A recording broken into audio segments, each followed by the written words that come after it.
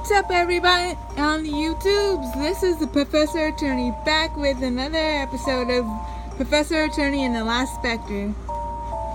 Sorry that my finger was in the way for a second there.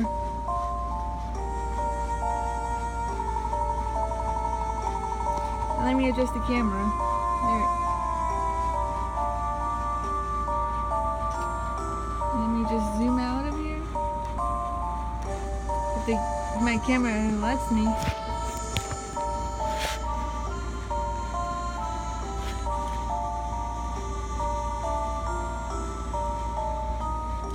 There we go.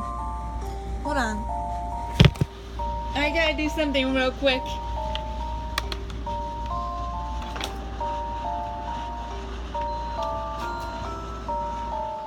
There was some background noise that I had to make sure there wasn't any, alright? Sorry about that.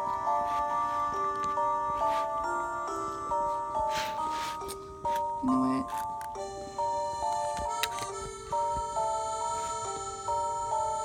Sorry for all the camera movements. Anyway.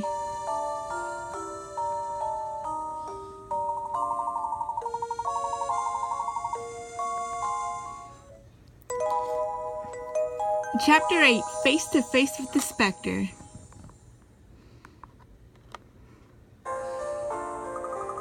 We need to work fast. Jake has got it out for us. We'll be ready if he tries to apprehend us. We should be alright if we stay in a well-populated area. Right now, something else concerns me. Luke. Who knows that you've been predicting the Specter's appearance? Just Dolan? Just Dolan. He promised me he wouldn't mention me to the police. I see. Well, young prophet, any idea when and where the Specter will strike next? Not yet. I have a prophecy. The next attack will be somewhere between High-Yard Ark and the reservoir. You're a prophet now, too? Hardly. I simply deduced it from Luke's notes. My notes? Yes, just looking at the records you kept proved to be quite helpful. I now know that the Spectre never strikes the same buildings twice. It has appeared on the same area more than one occasion, but it spreads out its attacks. Of course! I hadn't realized that! It's alright here. By looking at the patterns, one can deduce where the Spectre will appear next. That's impressive, Professor. Sorry about that. We might just stay one step ahead of Jake's with this information. Let's head for High-Yard Ark. Sounds good. But I think in this episode we'll just take it slow and recap on the mysteries. You know, for a breather. Right? The letter. The letter was actually written by Clark's son, Luke.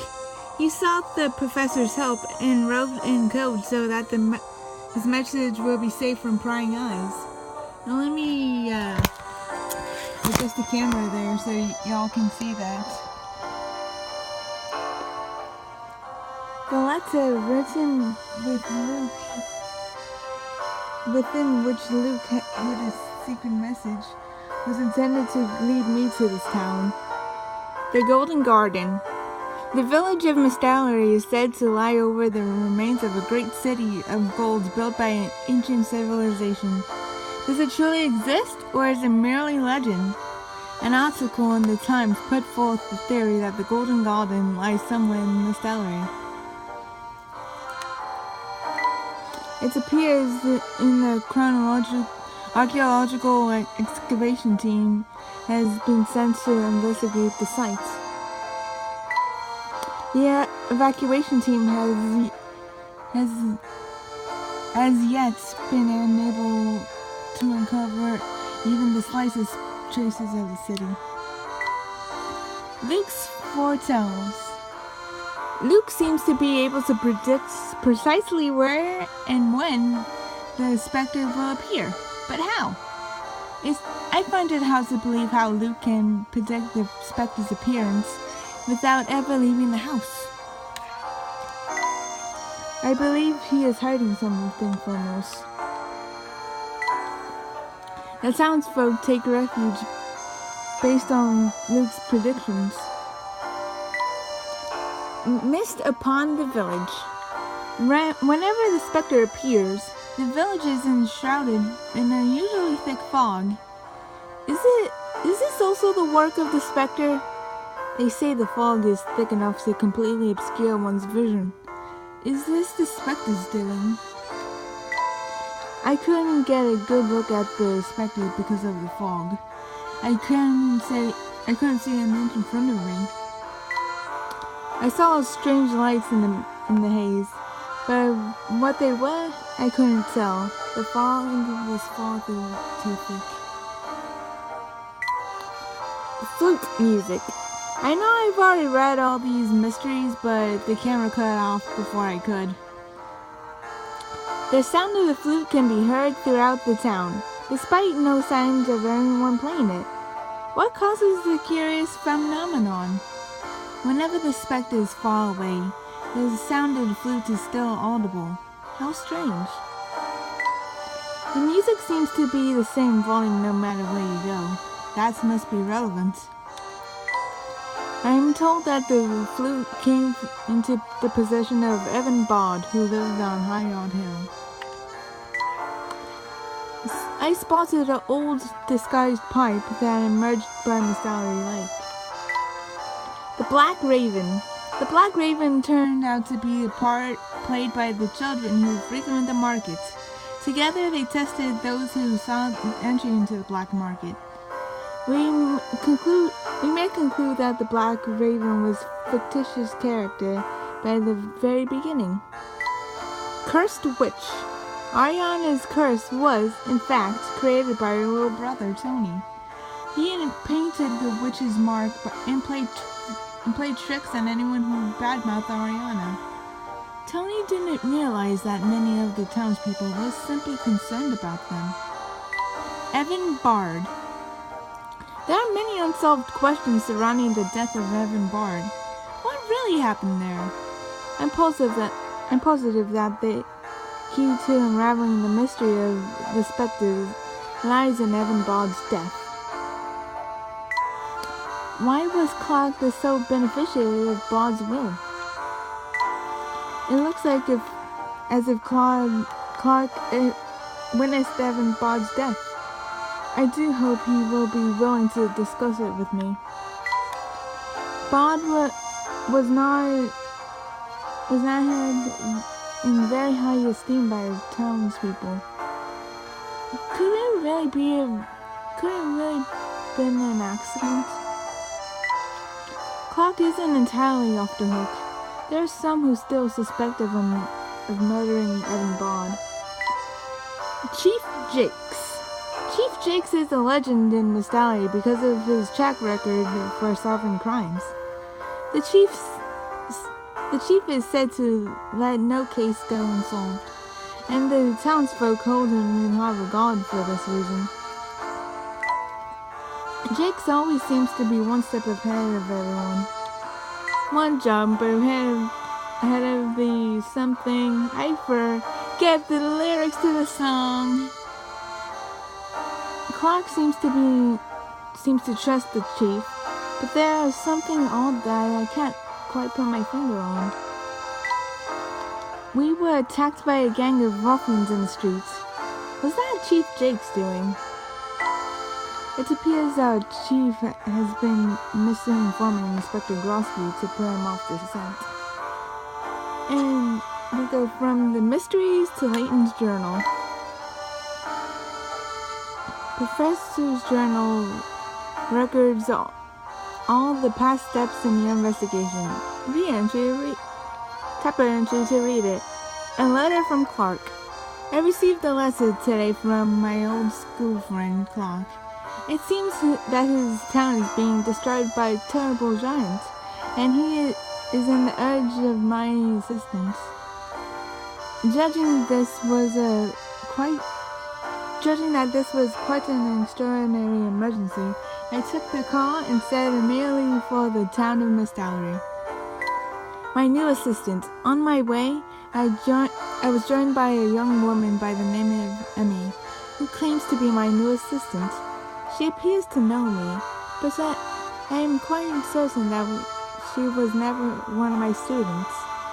She seems very lively and energetic, and she seems determined to accompany me, which fills her with even more determination.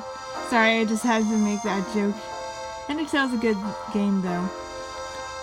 I am somewhat reluctant to risk putting a lady in danger, but I must focus for now on getting to Mestallery as soon as possible. The Golden Garden in Mestallery. I seem to remember her essay hypothesizing that the town of Mestallery was the site of the Golden Garden, an ancient city built millennia ago by a great civilization. The Azran civilization. I wonder if it has any bearing on my current case, on the current case of the mysterious giants. Either way, it has certainly piqued my curiosity. The Canal Town. Emmy and I have arrived in Mestallery and are now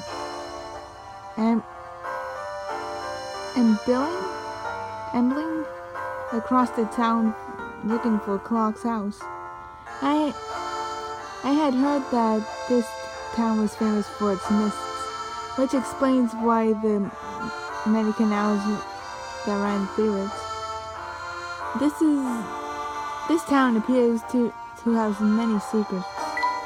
The Witch's Mark. We just passed by a house that was demolished. There was a strange symbol on the front door. The townspeople call it the Witch's Mark. Apparently, they believe that once a house is marked, it will suffer a terrible fate. The windows in this house were shattered, the beams split, and it was ruined all overall. The situation seems very serious. Townspeople evacuating? As we were walking to Clark's house, we encountered a woman packing her belongings to flee the area. We also ran into a police officer blocking the way to certain parts of the town. Could this have something to do with the predictions made that boy mentioned? Perhaps there was someone who was able to predict the appearance of the terrible giant that Clark wrote about. The limbs of the town. The canals that wind through the Mestallery are not just for show. They are also a useful means of transport for the inhabitants, which is evident from the number of piers and small boats moored around the town. I expect we shall have an occasion to travel by boat in course of our investigation. I wonder how many pages there are. 1, 2, 3, 4, 5, 6, 7, 8, 9, 10, 11, 12. 12 pages. Okay, this is gonna take a while. It is a long time since I saw Clark, but I must say he was looking tired. Since he is mayor of the town, I suppose it isn't surprising that recent events have been taking their toll. So far, the damage caused by the specter has been limited to buildings, but that does not preclude the possibility of human victims in days to come. I must do my best to help Clark solve this. Luke the